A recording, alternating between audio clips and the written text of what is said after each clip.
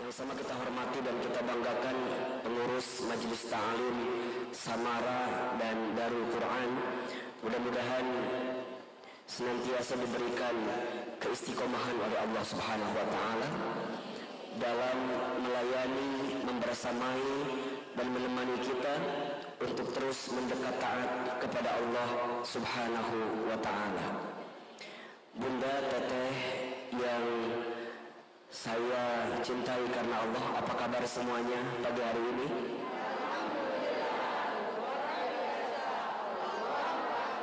Berkah. Alhamdulillah, kita bersyukur kepada Allah pagi hari ini kita masih diberikan kelembutan hati oleh Allah, masih diringankan langkahnya, masih dimudahkan urusannya untuk bisa hadir di majelis ilmu kita pagi hari ini. Walaupun dengan kondisi yang barangkali tidak mudah dalam perspektif kita, tapi apapun itu, selama niat kita lillahi ta'ala, selama niat kita baik, selama niat kita benar, dan selama cara kita pun juga benar, insya Allah kita semua dijaga oleh Allah Subhanahu wa ta'ala. Kenapa majelis ilmu itu tidak boleh berhenti?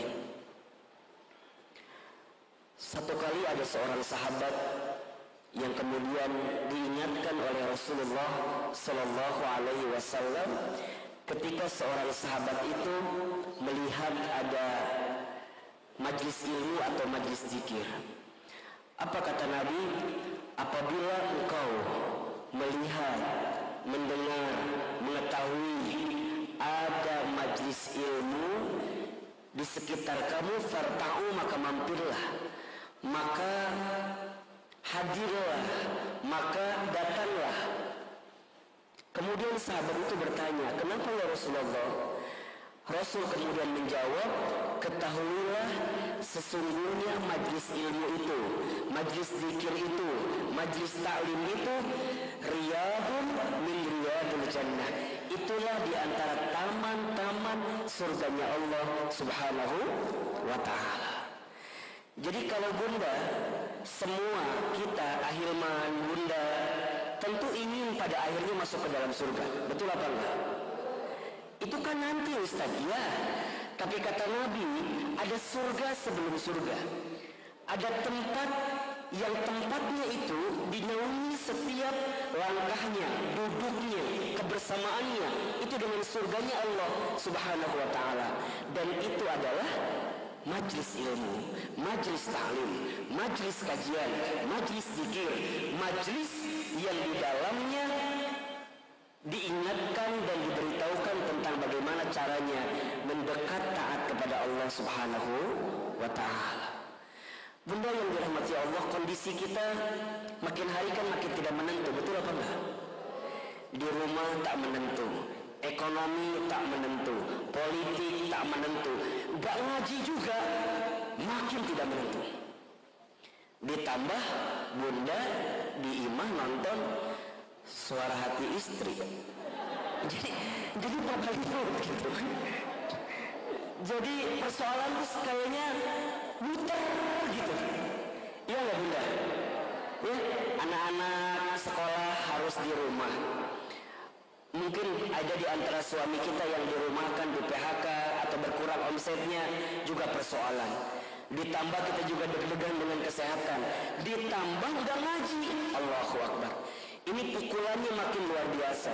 Pukulannya makin luar biasa. Makanya kemarin Ustaz ketemu dengan Abi Tamrin ya di Al-Ihya. Ya beliau sampaikanlah kepada saya, ya sekiranya masih bisa ngaji, ya ngajilah. Sekiranya masih bisa ngaji, ngajilah. Sekiranya masih bisa melakukan pengajian, ya bikinlah pengajian itu. Jangan sampai diliburkan, jangan sampai berhenti. Terus saya bilang sama Abi Tamrin, Abi mah enak, punya masjid sendiri. Kan Ustaz Nirwana belum punya gitu kan. Kalau suruh berhenti, ya berhenti, orang kita nggak punya apa-apa. Betul apa enggak? Abi kemudian jawab, ku Abi didoakannya, Ustaz Hilman sing punya masjid sendiri gitu. Sing punya majlis sendiri. Insya Allah Bunda, kalau tidak ada halangan, nggak usah, nanti aja lah ya diomonginnya.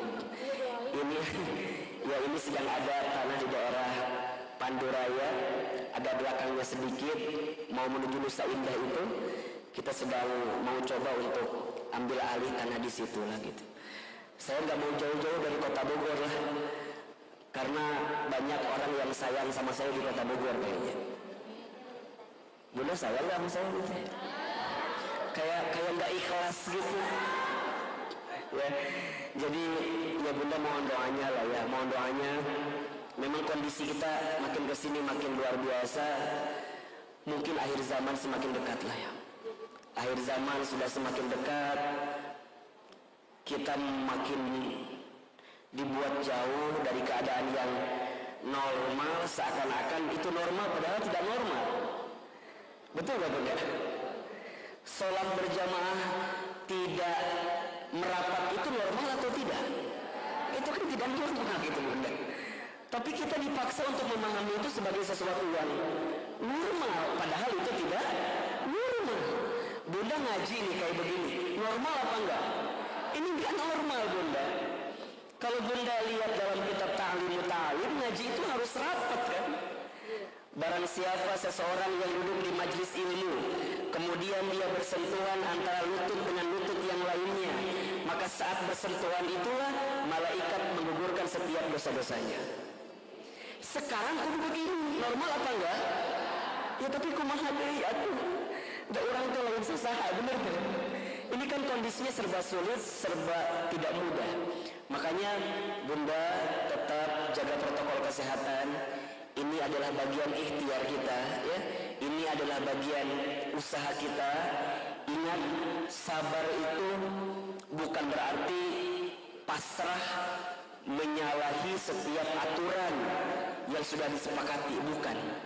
Sabar itu artinya al-habsu wal man'u, menahan diri dan meninggalkan sesuatu yang mungkin memberikan madarat dalam kehidupan kita. Dalam kacamata kesehatan mungkin bersentuhan itu hari ini sesuatu yang madarat. Makanya Bunda tetap jaga ya, nanti pas keluar satu-satu ya, langkah kakinya satu-satu.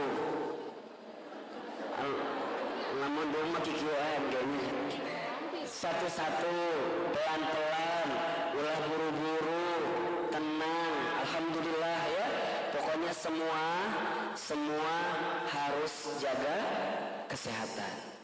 Nah, bicara kesehatan Bunda yang dirahmati Allah, tema kita kali ini judulnya yaitu tahan marahmu, surga menantimu. Ini berkali-kali Ahilman seringkali sampaikan, awal dari penyakit yang hinggap di tubuh kita salah satunya karena ada perasaan hati yang terlalu berlebihan sehingga menimbulkan penyakit-penyakit dalam tubuh kita. Ini setelah Ustadz banyak belajar dengan Ustadz Danu lah dalam berbagai pertemuan di MNC TV mungkin. Berkali-kali beliau hanya sampaikan ke saya, semua penyakit itu Ustadz Hilman, kalau bicara fisik seseorang, maka mulainya dari hati. Kalau hatinya bermasalah, kalau hatinya berpenyakit, kalau hatinya kemudian dia merasakan sesuatu yang berlebihan, benci berlebihan, enak berlebihan, jengkel berlebihan, suka berlebihan, takut berlebihan, kepikiran berlebihan, gelisah berlebihan.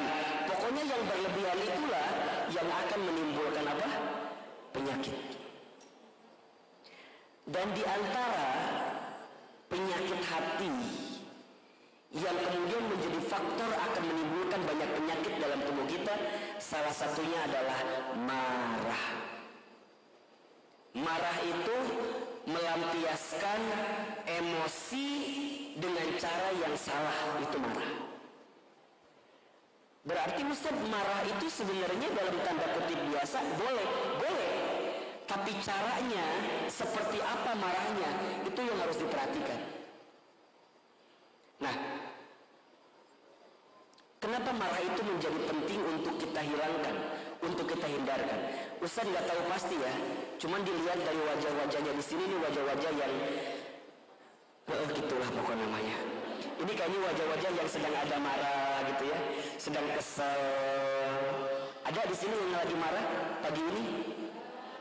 Yang lagi kesel, ada yang lagi kesel? Serius? Benar ya?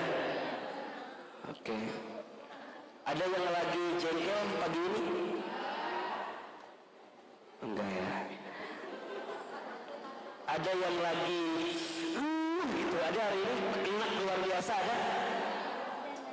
Memang sih biasanya kalau pas lagi ngaji enggak ya. Pas keluar ngaji nanti ada lagi marah itu ya.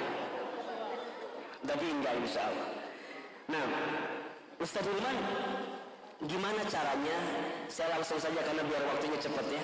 Gimana caranya agar kita bisa menahan marah? Ya. Untuk membuat orang lain benci sama kita, kita kan nggak bisa mengontrolnya. Untuk membuat orang lain enak atau tidak sama kita, kita nggak bisa mengontrolnya.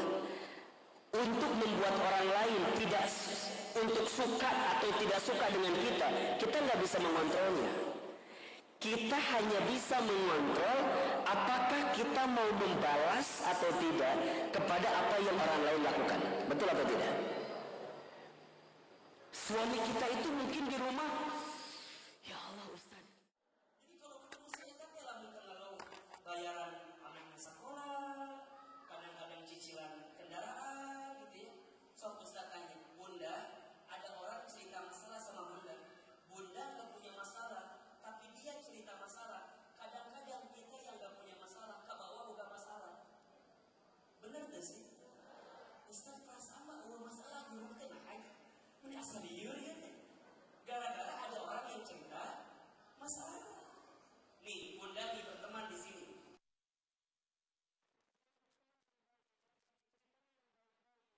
Positif, maka beda, energinya juga beda. Betul apa enggak? Bawaannya tuh senyum, senang, tenang gitu ya. Tapi Bunda punya teman, kalau ketemu seeta, kamari masalah budak kan diceritakan nanti. Budak mah ceritakan. Kamari papami deui ceritakan suamina.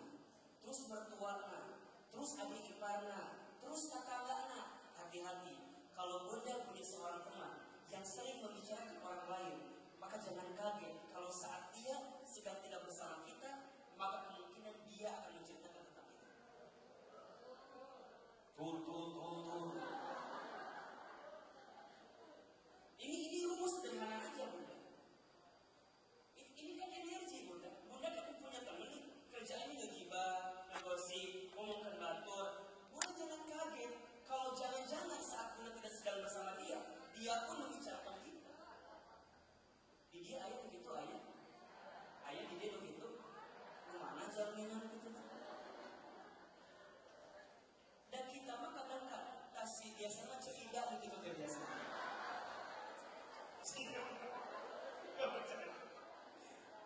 Jadi Bunda kalau ada orang yang ngajak ngegosip, ngajak ngegibah, ulah bangga duluan. Kan kita mah kadang-kadang suka jadi kompornya, sehingga buat tejo teatan ya. Kan ada itu film pendek itu tuh. Itu kalau udah nyeritain kadang-kadang yang lain jadi kompornya, yang lain jadi pemantiknya, gitu. Dan itu jadi perkumpulan yang gibah dan segala macam. Ujungnya jadi benci jadi suzon. Ujungnya suzon itulah yang menimbulkan kemarahan dalam hati kita. Makanya hati-hati Bunda dengan penyakit ini. Nah, Ustaz ingin coba bahas pelan-pelan gimana caranya agar Bunda yang ada di sini, karena yang namanya marah itu mungkin sesuatu yang lumrah. Barangkali kita menemukan sesuatu yang bikin marah kita, berarti tugas kita hanya bisa menahan marah itu. Ya. Karena kalau kita nggak marah sama sekali juga nggak normal. Nggak normal.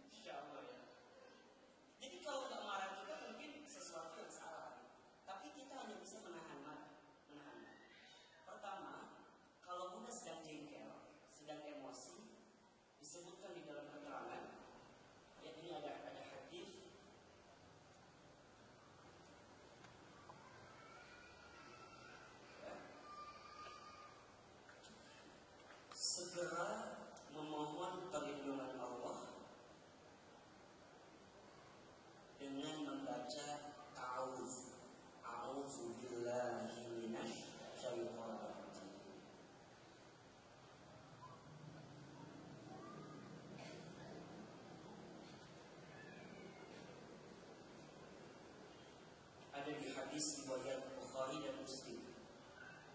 Sungguh saya mengetahui ada satu kalimat, jika dibaca oleh orang ini marahnya akan hilang. Jika dia membaca ta'awudz, a'udzubillahi minasyaitonir rajim. Jadi ini langkah pertama. Berarti rumusnya, kalau bunda itu marah, sebenarnya Allah tidak menginginkan kita marah. Yang menginginkan kita marah yaitu syaitan. Syaitan itu dicipta dari api. Api itu panas. Marah itulah yang menimbulkan sesuatu yang panas. Maka kalau ada di antara perasaan hati kita ingin marah, itu bukan dari Allah, tapi itu dari siapa? Syaitan. Maka ketika bunda udah jengkel, luar biasa jengkelnya, sebelum bunda melakukan apapun, bunda langsung keluarkan kalimat a'udzubillahi minasyaitonir rajim.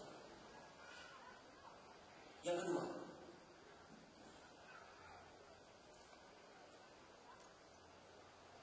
marah itu kadang keluarnya melalui lisan, gitu ya. Maka langkah yang kedua, setelah bunda membaca kalimat ta'awudz, maka pilihlah untuk diam dan jaga lisan untuk tidak melampiaskan kemarahan kita. Bunda yang dirahmati Allah, kadang tidak semua masalah bisa diselesaikan dengan kata-kata. Saya ulangi ya, tidak semua masalah bisa diselesaikan dengan kata-kata. Kita butuh waktu untuk diam sebagai jawaban dari masalah yang sedang kita hadapi. Karena kalau sudah berkata-kata, kalau sudah lisan yang keluar dalam keadaan marah, sekarang saya mau tanya, dalam keadaan marah, kira-kira yang keluar dari lisan kata-kata yang baik atau kata-kata yang buruk? Pasti yang buruk. Pasti yang buruk. Bahkan kita akan mengeluarkan kata-kata yang tidak semestinya. Keluar kata-kata binatang, keluar kata-kata yang tidak pernah terpikir dalam benak kita. Bukan hanya kita yang mengontrol, tapi setan ikut campur dengan apa yang kita lakukan dalam hati. Makanya lihat bunda, kalau orang sedang marah, wajahnya juga berubah.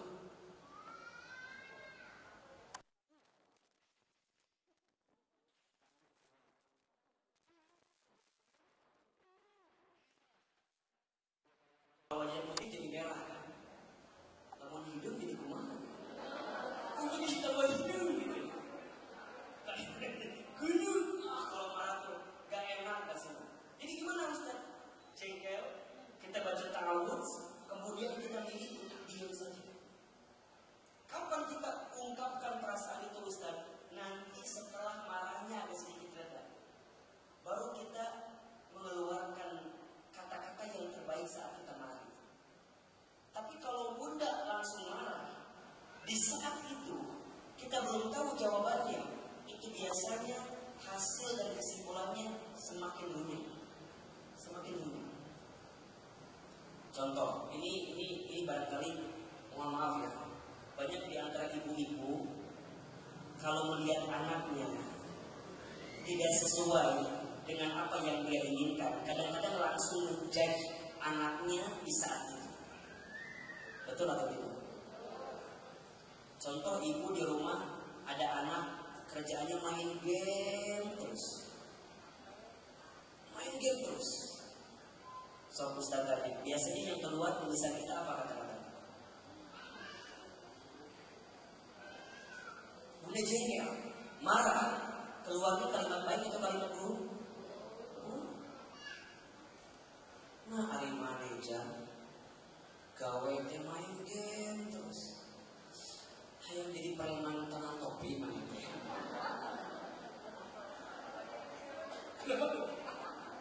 Bisa ada orang ngomong hayang jadi preman tangan topi main teh. Lihat bunda, seorang ibu mengeluarkan kata-kata di saat itu, innamal qaul ad-du'a. Sesungguhnya perkataan kita adalah doa. Bunda berkata kepada anak bunda, jengkel awalnya, marah melihatnya, keluar kata-kata hayang jadi preman taman topi. sebenarnya malaikat mencatat itu sebagai doa di hadapan Allah Subhanahu wa Ta'ala. Makanya saya nanya ke Ustaz Danu ya, ada pertanyaan bagus sekali. Ustaz, kenapa ada seorang anak yang kemudian misalnya sakit gitu ya, berbeda kondisinya dengan banyak orang? Misalnya, ini di antara banyak penyakit misalnya, si anak itu kemudian tumbuhnya mungkin penyakit yang paling banyak ya sekarang kita temui misalnya LGBT gitu ya. Kenapa ada anak perempuan tapi kok senangnya ke perempuan lagi, laki-laki ke laki-laki gitu. Ternyata ya selain faktor lingkungan, ternyata ada kesalahan dari orang tuanya yang membuat Allah menghukumnya bukan melalui orang tua tapi melalui anak. Dari mana mulainya Ustaz? Dari kata-kata. Makanya kata-kata orang tua tuh hati-hati sekali Bunda berkata-kata kepada anak. Karena apa yang Bunda ucapkan itu sebenarnya yang akan menentukan bagaimana si anak itu. Contoh misalnya, kan ada ya seorang orang tua tuh yang jengkel banget sama anak. Jengkel di sini. Tapi dia juga kalau mau marah juga nggak bisa, karena takut berkata-kata. Ujungnya mungkin kejengkelan itu dia tidak lampiaskan, dia tahan. Itu penyakitnya bisa penyakiti si orang tuanya karena jengkelnya berlebihan, atau si anaknya yang merupakan bagian dari kejengkelan orang tua kepada anaknya. Makanya mohon maaf kalau pagi ini ada di antara Bunda yang hatinya sedang jengkel kepada siapapun. Pulang dari sini, Ustaz minta Bunda minta maaf atau maafkan kesalahan orang itu. Contoh misalnya Bunda di ruangan ini, di masjid ini ada yang sedang jengkel. Jengkel bawa ke sini sekarang. Sebelum terjadi apa-apa mendingan hilangkan dulu. Marah itu Nabi memberikan batas kan? Berapa hari maksimal? 3 hari. Ini hadisnya berkenaan dengan bermusuhan sebenarnya. Kalau kita nggak senang sama orang, batasnya 3 hari. Sahabat bertanya, ya Rasulullah, kenapa ada batas 3 hari? Kemudian Rasul menjawab, hari pertama itu adalah 1 hari yang Allah berikan kesempatanmu untuk merenung tentang kesalahan orang itu. Itu hari pertama. Hari kedua adalah waktu yang Allah berikan untukmu mencari kebaikan dari orang yang pernah mencelakaimu. Jadi hari pertama merenung, yang kedua mencari kebaikan dari orang itu, dan yang ketiga adalah hari untuk kamu minta ampun kepada Allah. Karena saat kamu jengkel sama orang, itu adalah bagian dari akhlak yang tidak baik di dalam kehidupan. Wa ma asabakum min musibatin fabima kasabat aydikum. Dan apapun yang menimpa kamu sekalian itu disebabkan oleh akhlak perilaku kamu sekalian. Jadi kalau kita tertimpa sesuatu yang buruk, ini berkali-kali rumus sudah saya sampaikan, jangan pernah menyalahkan Allah. Karena sesuatu yang buruk itu datang hasil olahan akhlak perilaku kita yang buruk dalam kehidupan. Salah satunya hati kita yang barangkali mungkin jengkel, marah, gak senang sama orang, yang dilipat gandakan di 3 hari itu. Makanya kalau sudah 3 hari Bunda, berusaha untuk memaafkan, berusaha untuk melepaskan kejengkelan itu.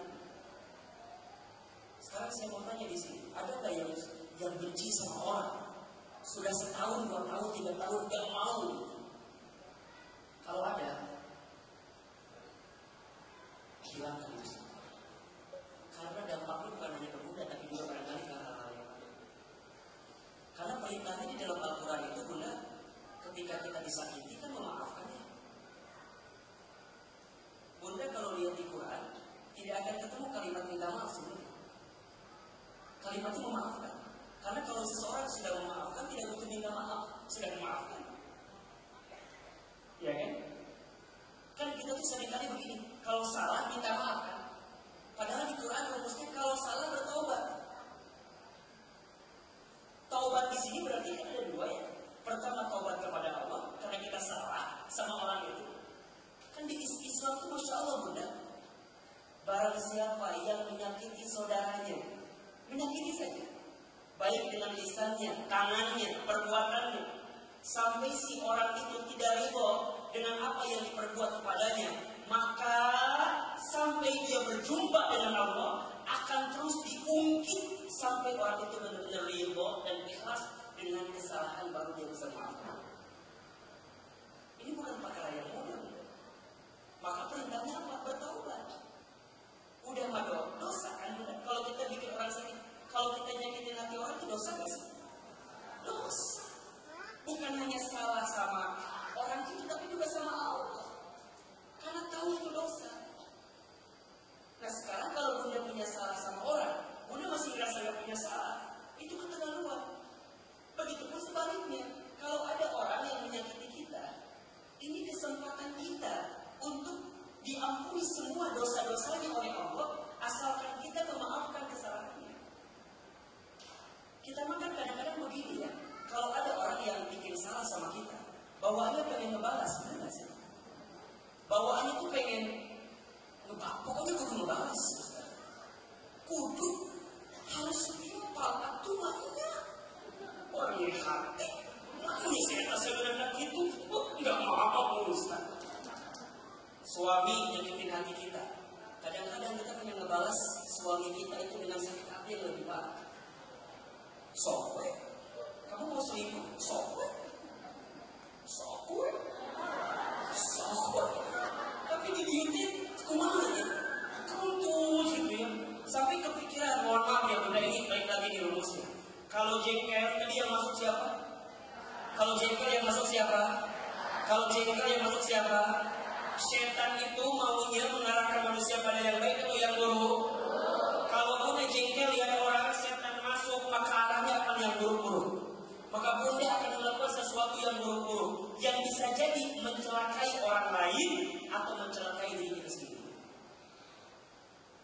Suami selingkuh, Bunda sikap masuk di hati kita, setan mulai bermain. Kadang-kadang ada aja bayangannya, sedih berlebihan. Lihat suami nangis, lihat suami orang lain nangis. Sedih bawahnya, kemana sedih berlebihan, gak bisa tidur. Sehari, 2 hari, 3 hari, gak bisa tidur, stres. Ngelakuin ini gak mau, sampai pada titiknya kadang-kadang si setan itu membisikkan sesuatu yang buruk. Makanya sekarang banyak orang yang disebut gangguan jiwa kan. Dikit-dikit disebut apa? Gila. Makanya kalau Ustaz kemarin ketika melihat kejadian Syekh Ali Jaber gitu ya, bukan berarti apa ya, bukan berarti langsung menyimpulkan ini ya, tapi saya sangat meyakini bahwa si anak ini mengidap penyakit namanya ya skizofrenia. Skizofrenia itu sesuatu yang membuat dia gelisah berlebihan, gelisah. Mungkin sudah beberapa hari nggak tidur. Di hari itu kebetulan dia mungkin lewat di pengajian itu, dibisikkan dalam setannya bahwa orang itulah yang bikin kamu jengkel, menunjuk kepada siapa? Syekh Ali Jaber. Kan ada yang nanya begini, Ustaz kan disitu banyak orang. Kalau orang gila kan bisa aja mengurus siapapun itu. Karena setan yang mengontrol di sini ya jin iblis namanya. Benar, kan yang bikin kan ada kan setan tuh ada yang muncul karena ada sendiri. Ada yang memang dikirim semua orang lain. Makanya Bunda jangan lepas tuh kalimat auzubillahi minasyaitonir rajim. Ketika kita baca Quran Bunda, kenapa dimulai dengan auzubillahi minasyaitonir rajim? Agar saat kita membaca Al-Quran tidak terpengaruh dengan hal yang lain. Makanya hati-hati dengan amalan-amalan gitu ya. Saya paling suka ada tuh, misalnya Ustaz minta amalan, dikasih bacaan. Sekarang Ustaz nanya, ketika Bunda baca amalan itu, niatnya karena Allah atau karena Ustaz suruh baca amal itu? Kebanyakan baca karena apa? Karena amalan. Mungkin kalau Ustaz juga nyuruh nggak akan dibaca itu semua. Betul nggak kira-kira? Yang masuk siapa nantinya? Siapa? Ini rumus sederhana aja saya kasih tahu. Sama kayak Bunda. Sekarang juga Bunda sama nih. Kalau Bunda lagi marah, lagi kesal, hati-hati nanti kesal itu yang masuk adalah setan. Ujungnya kita melakukan sesuatu yang buruk dalam kehidupan. Nah maka gimana caranya Ustaz? Setelah baca ta'awudz, Kemudian yang kedua, kita diam. Jaga lisan kita. Jangan keluarkan kata-kata yang buruk. Karena marah pasti akan membawa kepada yang buruk. Diam aja. Renung, gitu ya. Berpikir. Dan kalau bisa berpikirnya itu bukan berpikir kebalas gitu. Merenung sih cuma lagi mikir. Kumahannya caranya si suami itu beka setemu gitu ya. Lewat kadir. Bukan gitu. Merenung itu artinya bermuhasabah. Ya Allah, kenapa ya ada orang yang menyakiti hati saya? Kira-kira dosa apa yang sudah saya lakukan? Jadi mikirnya ke saya, mikirnya ke kita. Kalau Bunda ada orang yang menyakiti Bunda dengan kata-katanya, maka Bunda perhatikan, ada nggak kata-kata kita yang pernah mencelakai atau menyakiti orang lain? Mungkin Allah ngebalas kata-kata kita itu melalui kata-kata orang lain yang kemudian membuat sakit hati kita juga. Langsung ke situ.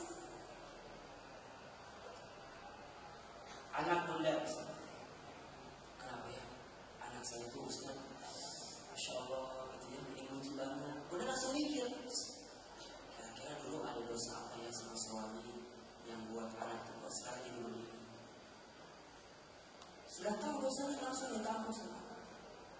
Ya Allah, ikhfirlah ya. Makin benar Bunda minta ampun sama Allah, itu anak diselesaikan sama Allah dengan cara nanti masalahnya hilang sendiri. Berarti apapun dalam kehidupan kita, Bunda kenapa disuruh untuk diam? Bukan berarti diam tidak bergerak, bukan. Diam itu untuk merenung sama Allah, minta gitu loh, agar Bunda mencari tahu jawabannya sendiri gitu. Musibah apa yang menimpa aku ini semua karena akibat perbuatan. Makanya kan ada istilah kul khairan atau liyasmut kan gitu. Katakanlah yang baik atau diam. Sekarang Bunda menggunakan masker.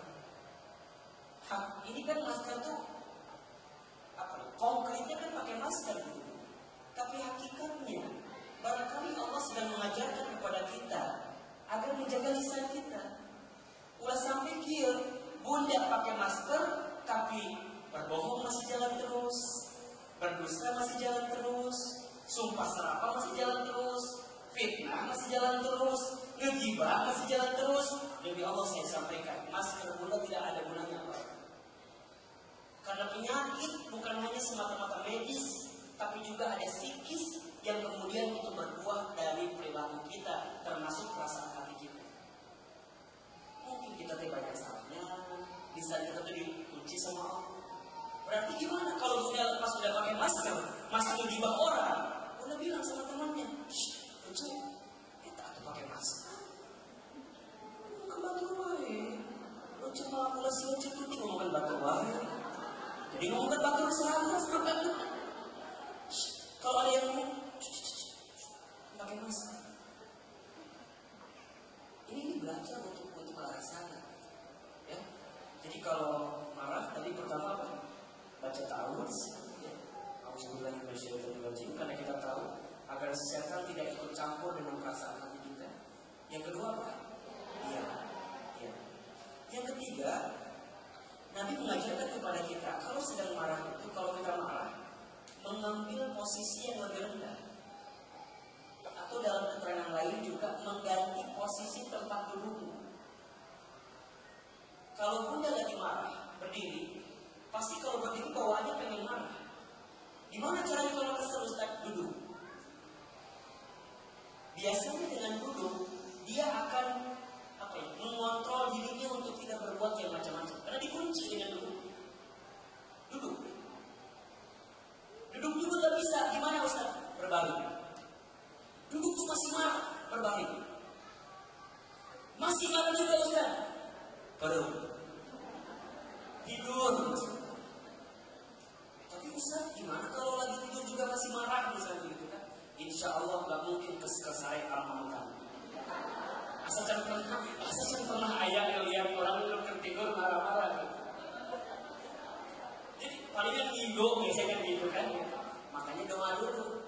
Kan biasanya orang kalau mau tidur tuh pasti ada hal-hal yang baik yang dia lakukan dulu gitu. Dia marah, berdiri, duduk. Masih enggak juga, berbaring. Masih enggak juga, tutup mata, tidur. bangun, amakan ini. Makanya kan Bunda tuh kalau mau tidur kan ada adab-adabnya ya. Suka dilakukan apa? So, sekarang kita belajar yang anak TK lagi nih. Kalau mau tidur harus ngapain Bunda yang pertama? Yang pertama apa? Wudu. Oke. Wudu itu sebagai apa?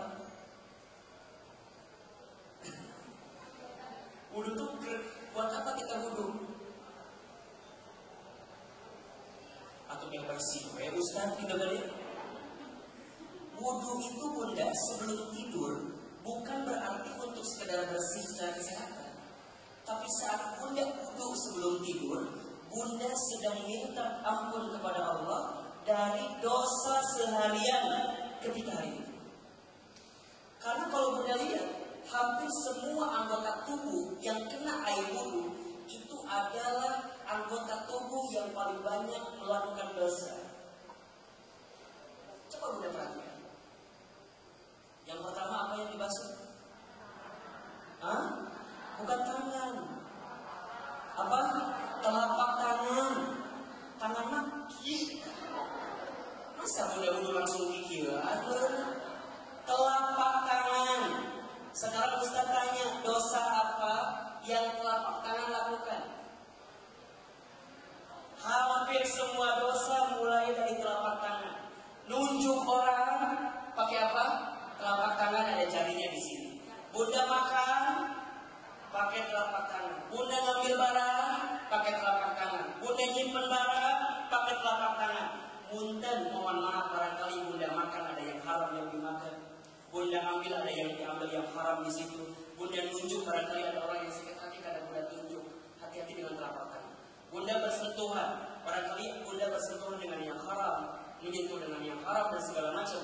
Maka telapak tangan ini awal. Kenapa yang harus dibasuh? Berapa kali? Berapa kali? 3 kali. Kemudian yang kedua apa? Kumur. Kumur bagian apa? Kalau bagian kepala buyur namanya. Kumur. Kenapa? Lisan kita barangkali banyak dosa dan salah. Bohong, fitnah, sumpah serapah, ghibah, kumur. Berapa kali?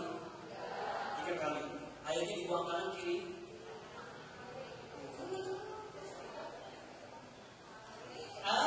Baik, dibuangnya ke kiri. Karena syaitan adanya di kiri. Oke? Setelah itu apa?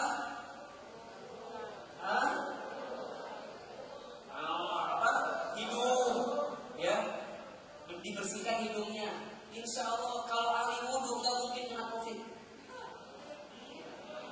Kalau kena COVID insya Allah sembuh. Ustaz berarti kalau yang kena COVID berarti tarawudu atau Ustaz? Ulah itu kesimpulannya ada beberapa kadang-kadang sesimpulnya gampang. Bukan begitu. Nggak tahu ya Ustaz, mohon maaf gitu ya. Perasaan itu orang ini kan kayak permainan aja gitu. Insya Allah boleh jaga semua. Kita memang harus menjaga itu dan wudu adalah salah satunya. Kita suruh cuci tangan kan itu udah biasa, udah biasa nggak sih? Udah biasa. Kumur, kemudian hidung dibersihkan udah biasa. Insya Allah kita minta sama Allah.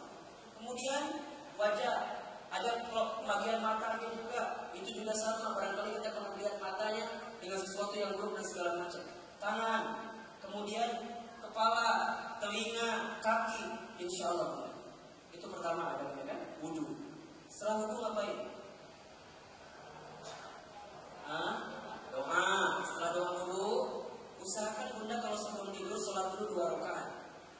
Dulu ada yang disebut dengan sholat syukur wudu ya. Sholat untuk setelah wudu bersyukur kepada dengan wudu atau mau tidur juga bisa.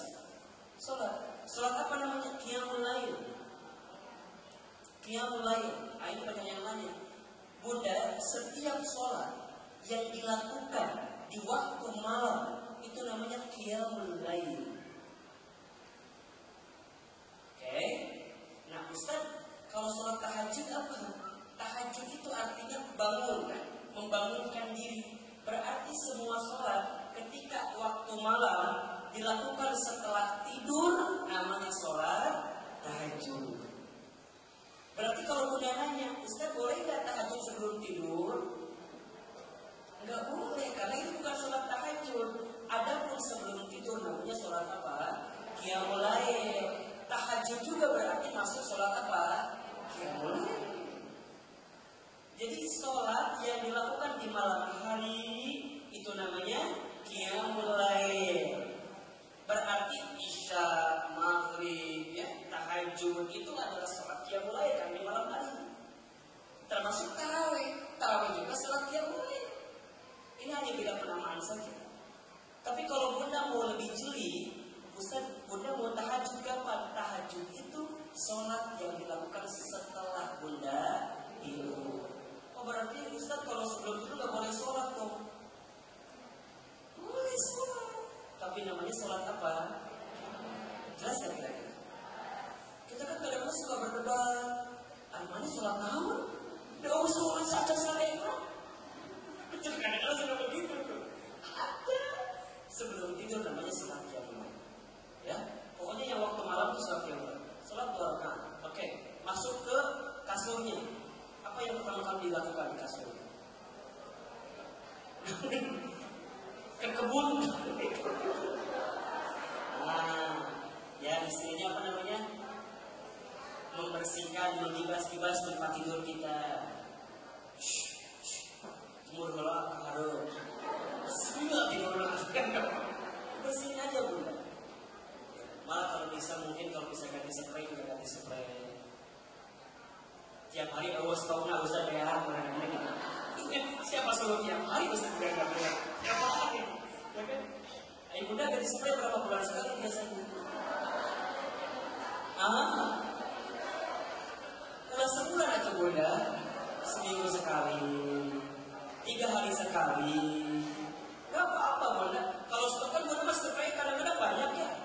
Waktu di kado kan dikasih 20-an mah ada bunda. Tapi biasanya kado itu dikasih nikah sama orang lain yang nikah juga.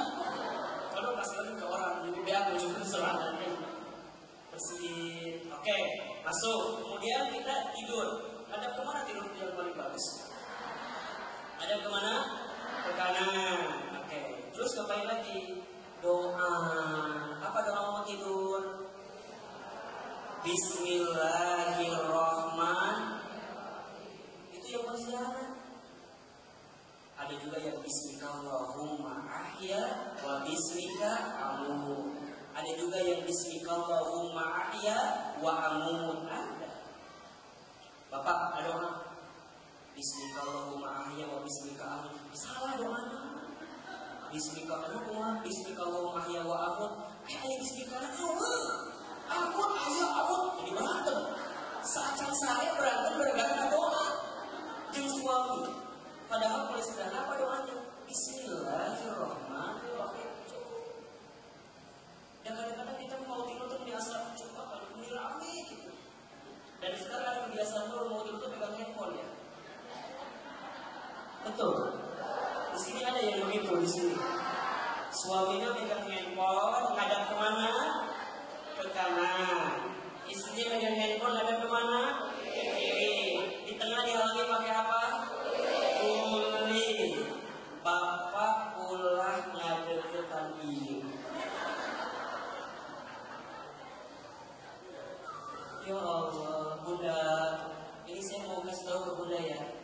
Kalau di kasur itu bunda, itu wilayah private bunda sama suami, jangan terganggu sama yang lain. Handphone singkirkan. Terus duaan dulu. Terserah kenangan kumaha bunda lah. Dua dia, bunda suami sok ngobrol. Eta teh waktu yang paling baik untuk ngobrol. Lihat ke atas, dia. Lalu bocor, apa ditanya bocor? Bunda teh hadap-hadapan sama suami. Kalau tidur di hadap-hadapan. Dan cuma kadang-kadang sok kan gini.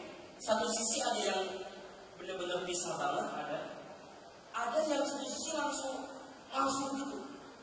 Tak kamu buk. Oh ada benar. Jangan-jangan bunda juga belum tahu doa mau berhubungan dengan suaminya? Apa tuh doa berhubungan sama suami?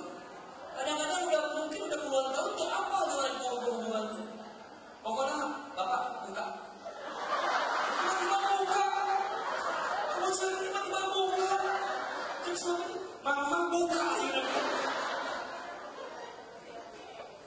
Ini Masya Allah. Ini memang babnya harus kita bahas lebih detail sebenarnya. Takutnya ada yang belum pengalaman di sini. Ada yang belum nikah di sini? Karunya habis. Kapan? Kayak ini perlu dibahasnya lebih detail ini ya. Kayak ini saya mau bilang aja yang ngomong lah. Bunda di kamar itu, di kasur itu kalau bisa sok diparuman lah, apa yang disingkirkan ada jauh. Itu wilayah untuk bunda dan suami ngobrol. Bicara visi misi yang jauh lebih luas tentang dunia ini. Pegang tangannya, ngobrol, ayah maaf ya kalau selama ini bla bla bla bla bla. Suami juga begitu. Insya Allah bunda akur. Ini kenapa saya sampaikan? Masalah keluarga itu mulainya dari masalah di kasur itu. Masalah kasur maka nanti akan jadi masalah di dapur. Masalah di dapur akan jadi masalah di sumur. Masalah di sumur nanti akan jadi masalah dalam masalah rumah tangga jadi masalah keluarga, masalah kerjaan jadi masalah yang lebih besar. Bahkan kalau boleh saya sampaikan, masalah bangsa ini dimulai dari masalah keluarga. Masih banyak keluarga-keluarga yang hari ini bermasalah, sehingga pada akhirnya peradaban ini semua diisi dengan peradaban yang salah karena keluarganya bermasalah. Makanya tema-tema kajian tentang keluarga itu bunda harus lebih banyak. Karena kadang-kadang kita tuh mikir yang jauh-jauh, tapi yang dekat kita tuh juga banyak masalah ternyata. Ini seringkali bisa jadi concern banget. Makanya bunda cobalah belajar pelan-pelan.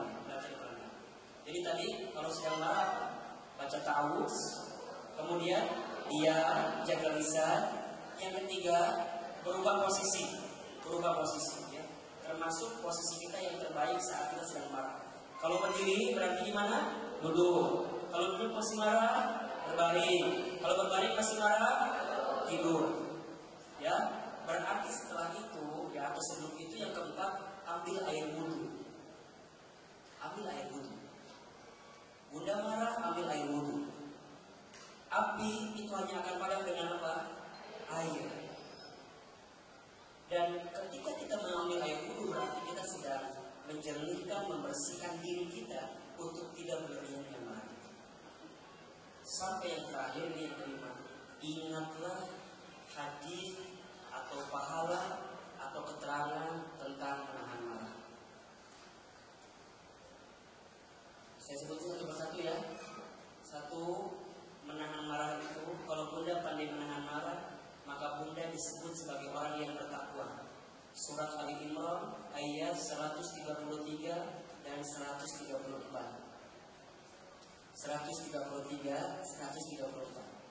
Ini yang pertama ya. Jadi kalau bunda jengkel sama orang, bunda marah sama orang, bunda berusaha untuk tidak marah, maka bunda masuk kategori yang disebut orang bertakwa. Bunda pengen disebut orang bertakwa? Pengen atau tidak? Bunda kalau Ramadan puasa sebulan akan jadi orang apa? Orang bertakwa. La'allakum tattaqun. Untuk jadi orang bertakwa, bunda perlu puasa sebulan di Ramadan. Kata Allah selain itu gak usah susah-susah. Bunda nahan marah masuk kategori orang bertakwa.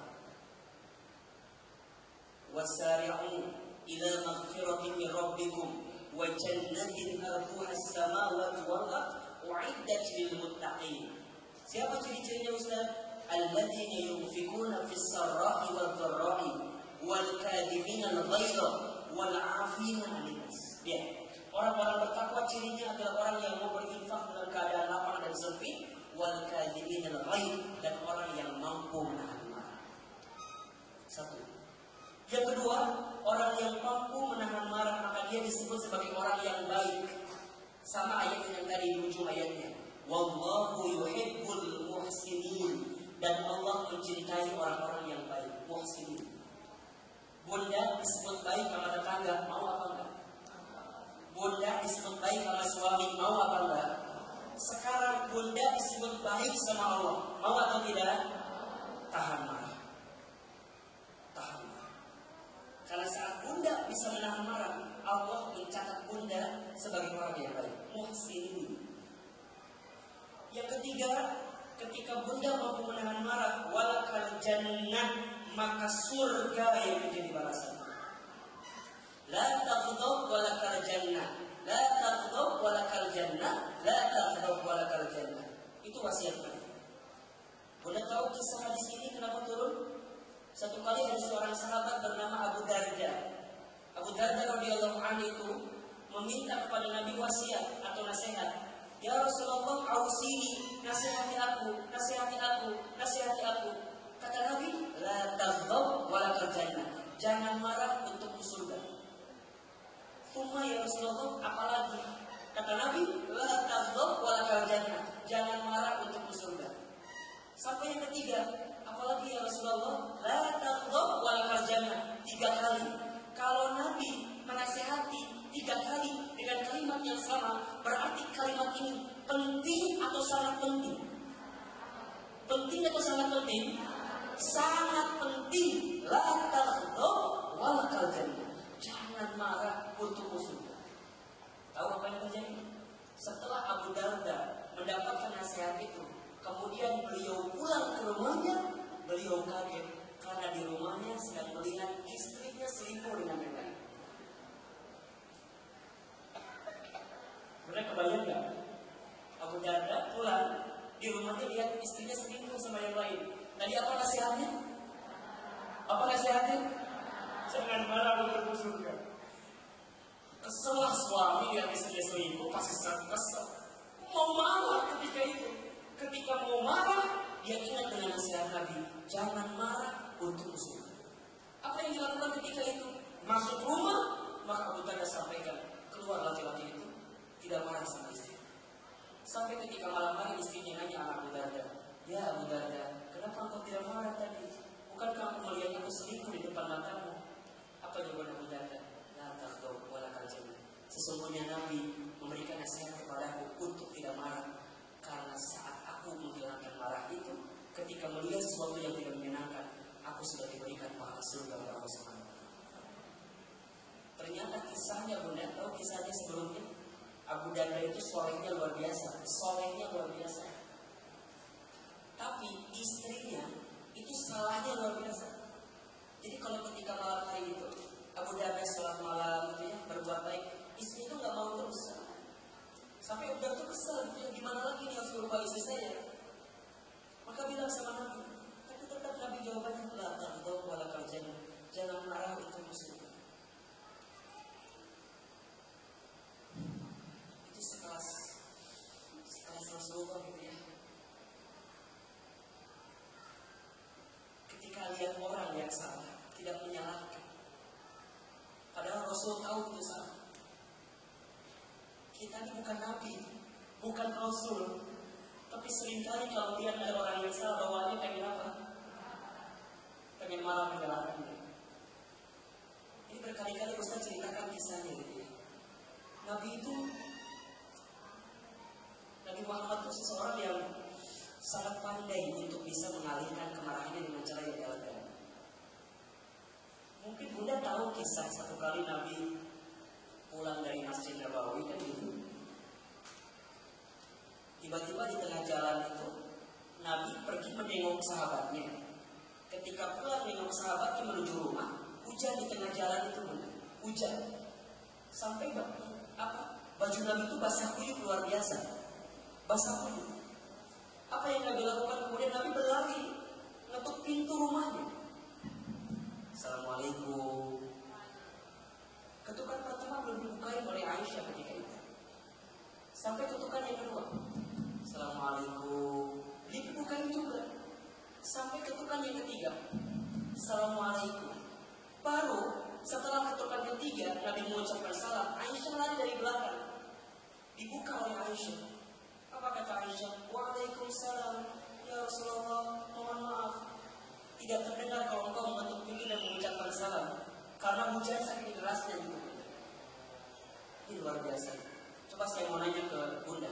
Kalau suami ibu, suami Bunda ngetuk pintu, Ketukan pertama belum dibuka, dan kedua dan yang ketiga kira-kira suaranya berubah atau tidak?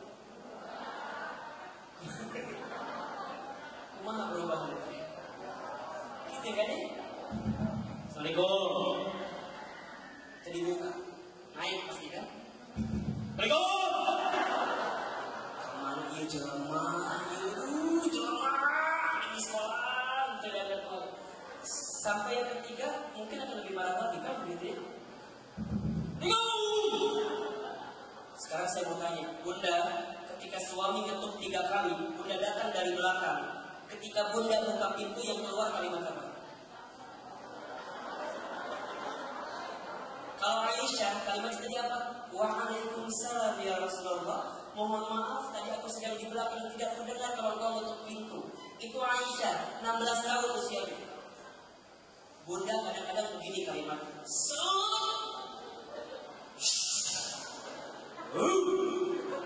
Sugan desa teh nugela. Padahal yang datang siapa itu yang datang? Itu yang datang siapa itu? Yang datang suami.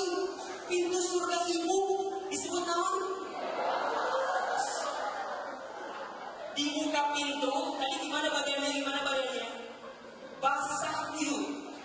Kalau Aisyah, ketika lihat Nabi itu basah kuyup, dibuka pintunya, ucapin salam kata Aisyah. Apa jawaban Aisyah? Ya Rasulullah, basah badanmu. Diambilkan handuknya, dikeringkan itu badannya, disuruh masuk duduk di kursi. Itu Aisyah. Hai bunda kumaha? Alimane di mana? Basah kieu. Kala ulasan. Kela dijijik. Wis kabulu saiki. Cici. Dapur ke belakang ambil anduk. Ya anduk lagi lain gitu tuh. Saya silakan. Enggak ada.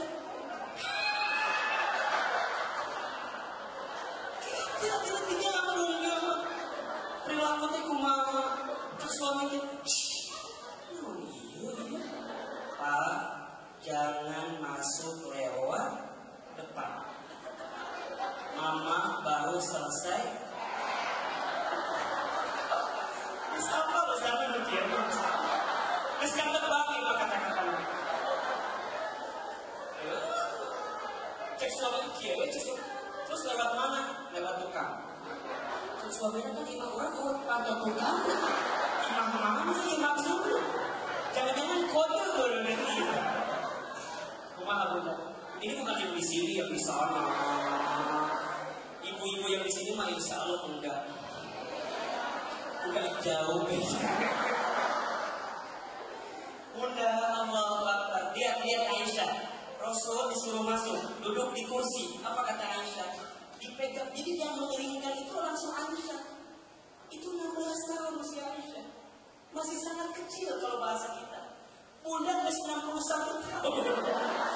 Udah 50 tahun, udah 40 tahun, bertahun-tahun nikah. Masih kayak gitu sama suami bunda. Itu dikeringkan anaknya. Dikeringkan apa ketika dikeringkan? Aisyah pegang kakinya Nabi itu dingin luar biasa. Apa kata Aisyah ketika itu? Ya Rasulullah, maukah aku buatkan untukmu secangkir teh manis hangat? Nawarkan ke suaminya. Dia macam pelino. Suami datang, pegang remote. Suara hati istri dia.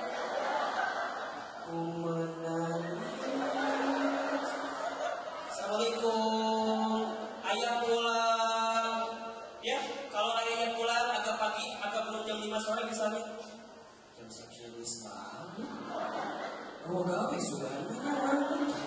Kadang-kadang kalau pulangnya agak malaman ditanya kan, Assalamualaikum, ayah pulang.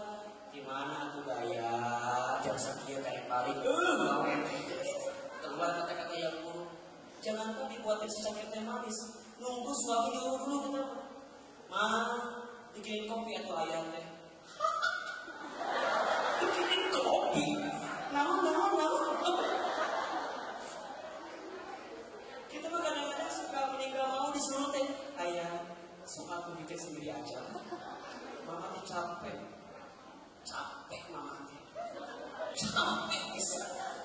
disebutkan tapi sampai urus budak, kadang-kadang seperti itu kita urus budak, ngepel, memawadah dan segala macam. Suami juga capek pun. Aisyah menawari luar biasa. Apa kata Nabi? Ya Aisyah yang Humairah. Ini diantara suami yang sayang sama istri itu. Suami selalu punya panggilan sayang kepada istrinya. Aisyah panggilannya apa? Humairah. Khadijah panggilannya apa? Ummul Mukminin, ibunya orang-orang beriman. Ada istri Nabi namanya Saudah binti Jam'ah, usianya 72 tahun, dari Arab Baduy, hitam pekat. Coba kalau bunda hitam, suami bunda apa panggilannya sama bunda?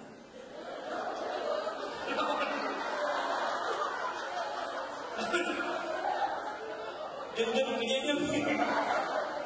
Mending hidup ada mending kadang-kadang muncul kapel. Ibu Eta Saudah, tahu nggak panggilannya apa kata Nabi?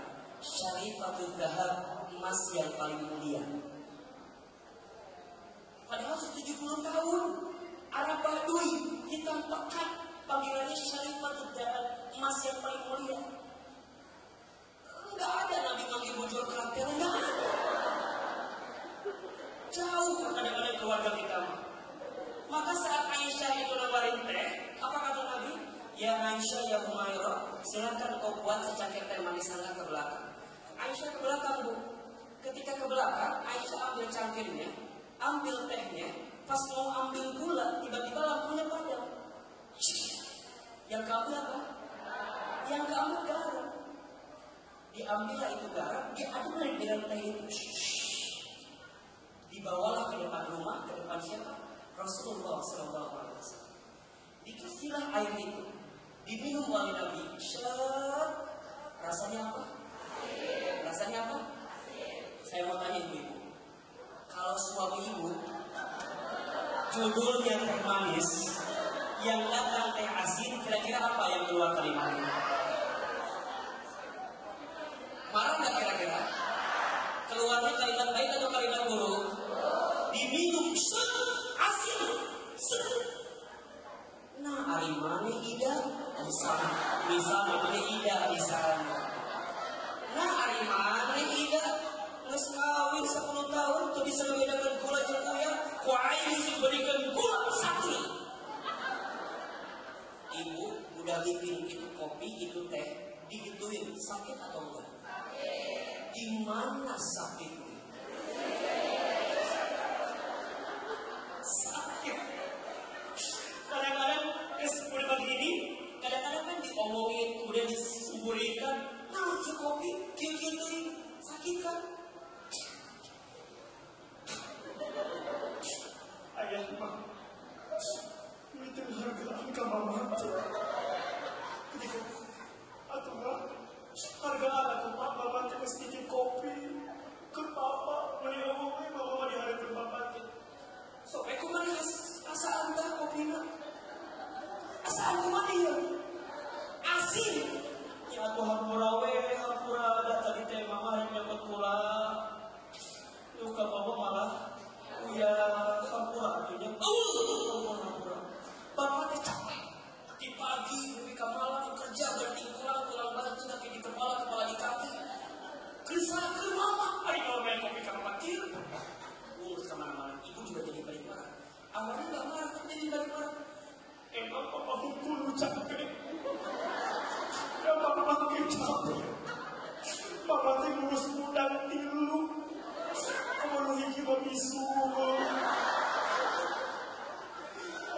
Mun Bapak apa-apa dan budak-budaknya bisul gara-gara Bapak. Dan Bapak bahwa Bapak lagi bisul. Aki kaki nenek Bapak bisul karena Bapak nanti, hari mana ngomongkan kolot orang?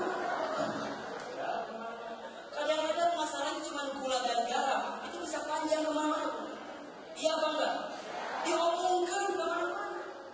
Ujungnya marah, sampai keluar kalimat-kalimat yang buruk. Terus begitu mari kuika imam bapak, cek ibu, cek suami, soknya balik. Dia bisa jengkremet orang.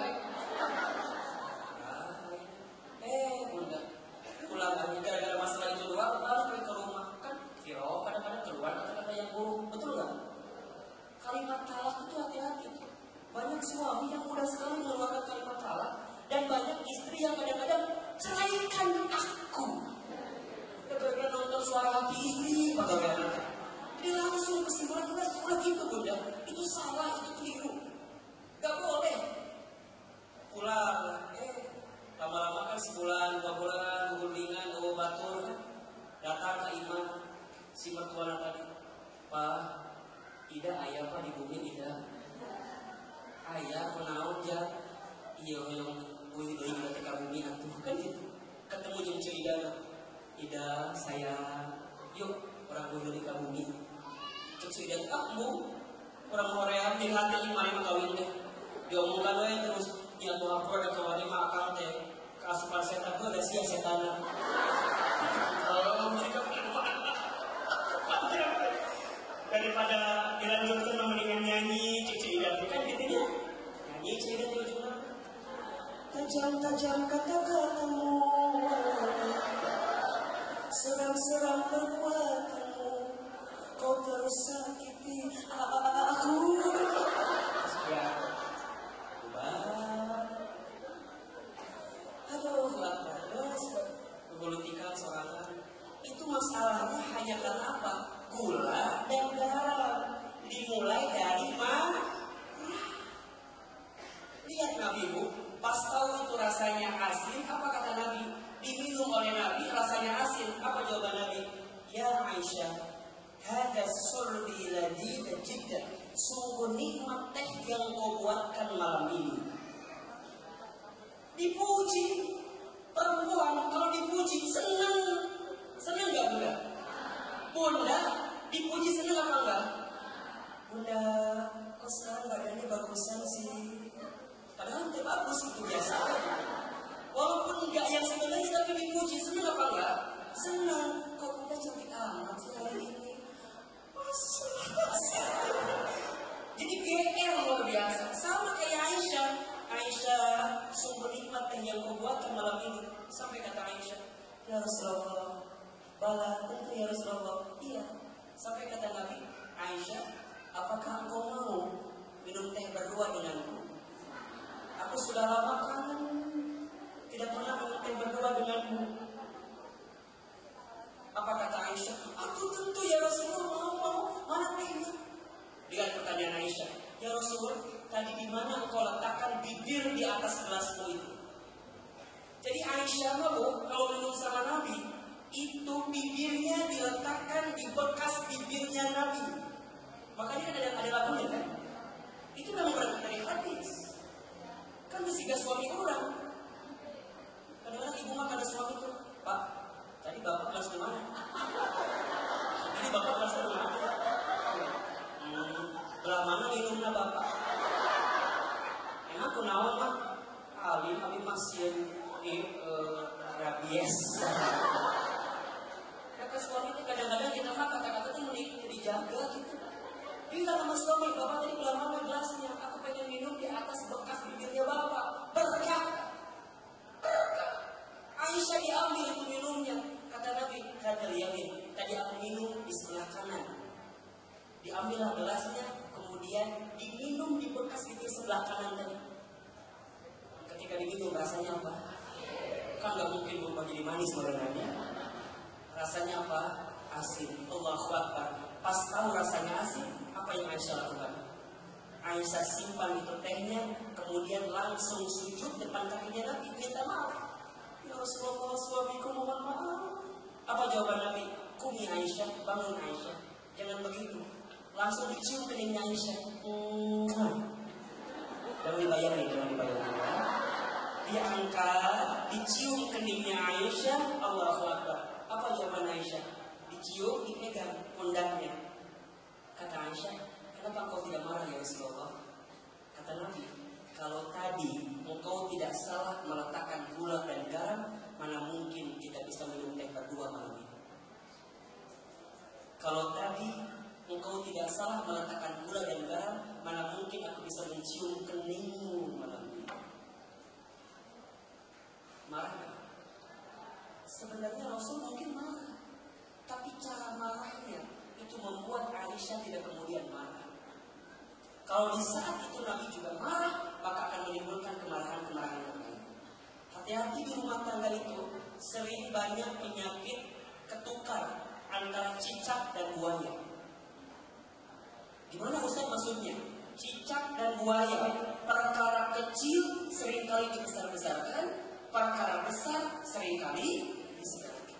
Itulah yang kemudian mengundang permasalahan rumah tangga yang paling besar. Makanya Ustaz seringkali bilang, banyak rumah tangga yang gagal bukan karena kurangnya cinta, tapi karena kurangnya ilmu dalam menjalani rumah tangga itu. Jelas sampai di sini?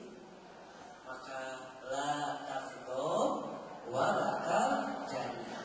Jangan marah untukmu. Mudah-mudahan sepulang dari sini Bunda lebih bisa nahan marah, ya, lebih bisa mencari cara gimana biar gak marah. Jelas sampai di sini? Jelas? Mudah-mudahan bermanfaat. Terakhir, mari sama-sama kita angkat kedua telapak tangan kita. Kita berdoa kepada Allah Subhanahu wa Ta'ala agar sepulang dari sini kita lebih lembut hatinya, lebih baik perilakunya, lebih indah akhlaknya, lebih baik kata-katanya. Ingat ya, berkali-kali Ustaz sampaikan, semua penyakit itu dimulai dari mana? Hati. Maka rajin-rajinlah membersihkan hati. Ya, insyaallah. Ala hadhihi wa ala kulli niyatin shalihah.